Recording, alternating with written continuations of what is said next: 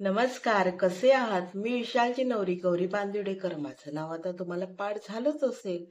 सर्वप्रथम मी तुमची माफी मागते, कारण वाढदिवसाची पूर्वतयारी यानंतर शास्त्रशुद्ध पद्धतीने वाढदिवस कसा साजरा केला जातो, हा ब्लॉग तुमच्यापर्यंत यायला बराच उशीर झाला आहे. माझ्या व्ह्युअर्सना मी धन्यवादही देते, कारण त्यांनी मला DM करून सांगितलं, ताई तुमचा नेक्स्ट व्लॉग कधी येतोय, आम्हाला तो पाहण्याची घाई झाली. मी माझ्यावर इतकं प्रेम करताय याबद्दल तुमचे खूप खूप खूप धन्यवाद. तर झाले असं मंडळी की इतक्या जणांनी व्हिडिओ केले होते, शॉर्ट्स काढले होते, फोटोग्राफी केली होती आणि त्या सगळ्यांकडचे कलेक्ट करणं, ते एडिट करणं यासाठी मला वेळ झाला. शिवाय इतकी सर्व कामं करायची होती. थोडीशी तब्येत अधेमध्ये जरा माझी बिघडते, त्यामुळे मी थोडासा रेस्ट घेतला आणि आता कामाला लागले. आणि सगळ्यात महत्त्वाची गोष्ट म्हणजे माझा हा 81वा व्हिडिओ आहे आणि 81वा व्हिडिओ माझ्या आबांच्या 81वा वाढदिवसासाठी मी राखून ठेवला होता. खरं तर नंबर तो सेम येणार होता.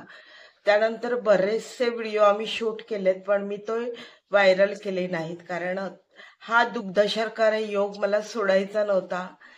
पुन्हा एकदा मी सर्वांची माफी मागून पुढे जाते. व्हिडिओ जरूर पहा. खूप सुंदर पद्धतीने वाढदिवस झाला आहे. बऱ्याच लोकांपर्यंत ही प्रथा पोहोचू दे, हे शूट करण्याचा टिपण्याचा मी प्रयत्न केला आहे. या व्हिडिओत सुद्धा काही त्रुटी असतील, ज्या परंपरा मला माहीत नसतील. प्लीज त्यासाठी तुम्ही मला मार्गदर्शन करा. पुढच्या वाढदिवसाला आपण त्या नक्कीच सुधारून घेऊ. या व्हिडिओला लाईक, शेअर, सबस्क्राईब करा. अनेक लोकांपर्यंत ही आपली शास्त्रशुद्ध पद्धतीने वाढदिवसाची पद्धत पोचू देत आणि आपली भारतीय परंपरा ज्याप्रमाणे चालली आहे आणि पुढेही चालत राहू देत. तर चला आता आपण पाहूया जिजाचा आणि आबांचा वाढदिवस कसा साजरा झाला. आज जिजाचा वाढदिवस जो पारंपरिकरित्या साजरा करायचा होता. मी तिला सकाळी 7:30 वाजता उठवलं. अजूनही पापण्यांनी झोप सोडली नव्हती, म्हणून जिजा तिच्या लाडक्या बाहुलीला मिठीत घेऊन डुलकी काढू पाहत होती. हॅपी बर्थडे जिजा असं म्हटल्याबरोबर ती एकदम खुश झाली. तिला आठवलं की आज आपला वाढदिवस आहे. मग लवकर आवरून तिने बाहुलीसोबत दूध बिस्किट्स खाल्लं. आता तिच्या अभ्यंग स्नानाचा विधी होता. त्यासाठी आम्ही तबक सजवलं होतं.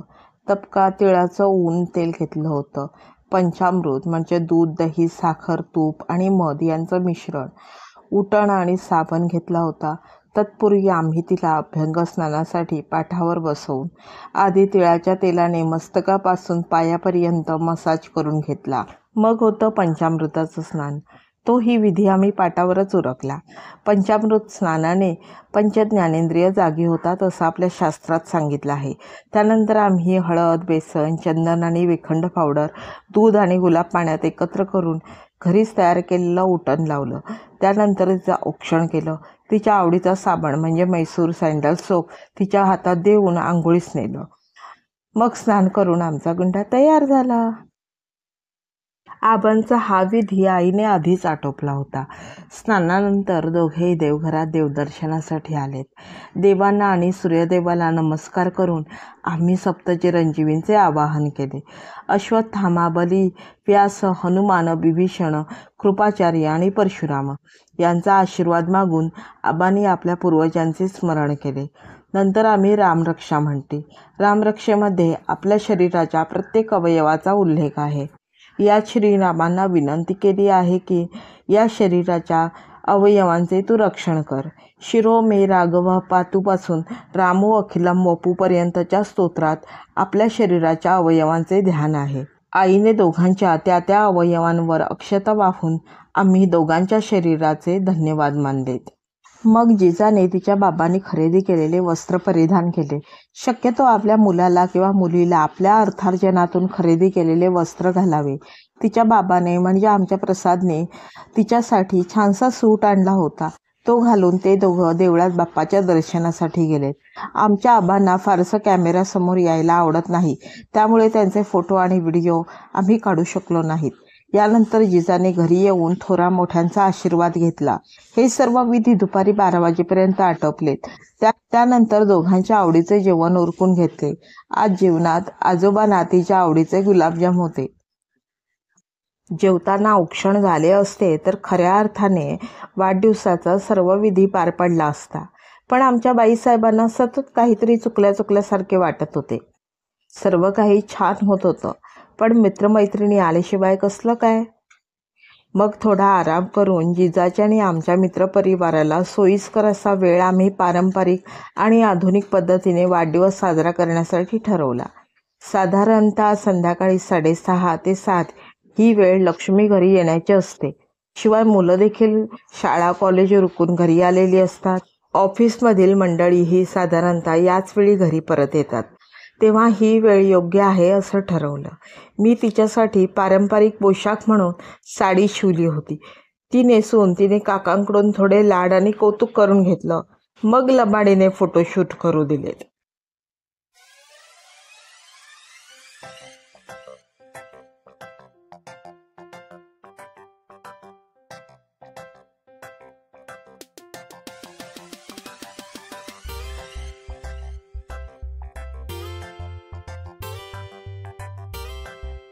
त्यानंतर संध्याकाळी 6:30 वाजता आबांना आणि जिजाला औक्षणासाठी बसवलं. हळद, कुंकू, अक्षता, फुलं, गोड पदार्थ भरवून मस्तकावर दुर्वा वाहिल्यात. मग सोन्याच्या अंगठीने औक्षण करून तुपाच्या दिव्याने ओवाळणी केली. वाढदिवसाच्या दिवशी मस्तकावर दुर्वा का वाहाव्यात याचं कारण मी या आधीच्या ब्लॉगमध्ये व्हायरल केलं आहे. याची लिंक मी डिस्क्रिप्शन बॉक्समध्ये देते. घरात आलेल्या सर्व स्त्रियांनी दोघांचं औक्षण केलं, मान सन्मान केला.